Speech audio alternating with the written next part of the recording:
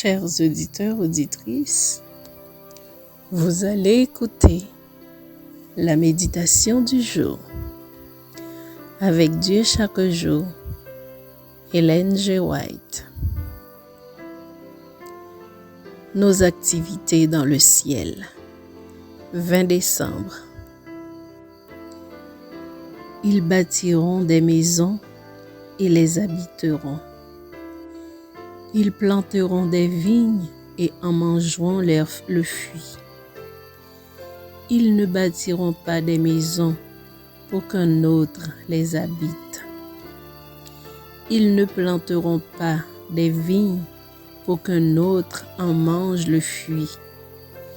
Car les jours de mon peuple seront comme les jours des arbres, et mes élus jouiront de l'œuvre de leurs mains. Isaïe 65, versets 21 et 22. D'immenses plaines ondulées, en collines gracieuses, alternent avec les cimes altères des montagnes de Dieu.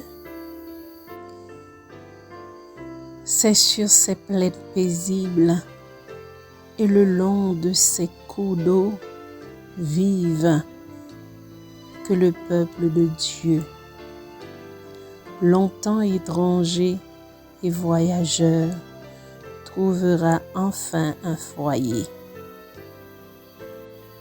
Mon peuple demeurera dans le séjour de la paix,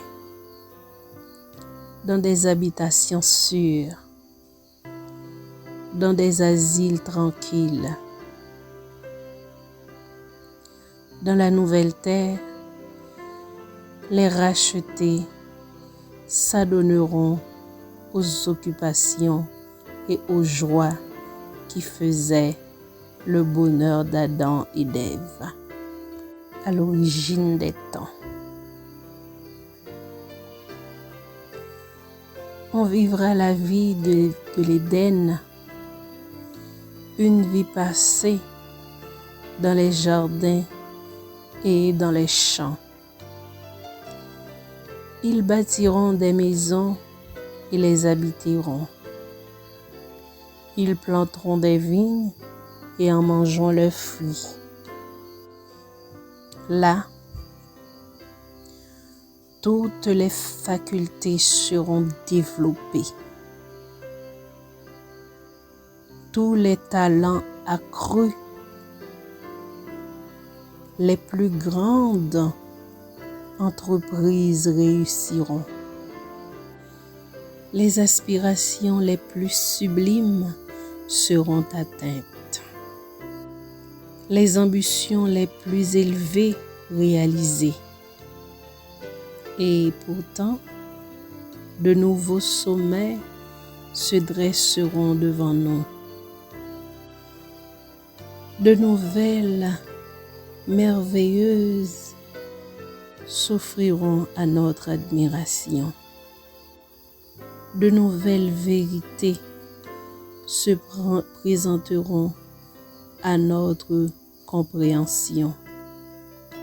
De nouveaux sujets d'étude feront appel aux facultés de notre corps, de notre esprit et de notre âme. Il y a des activités que nous devrons poursuivre dans le ciel. La famille des rachetés ne vivra pas dans un état de rêverie oisive, mais il y aura un repos de sabbat réservé au peuple de Dieu.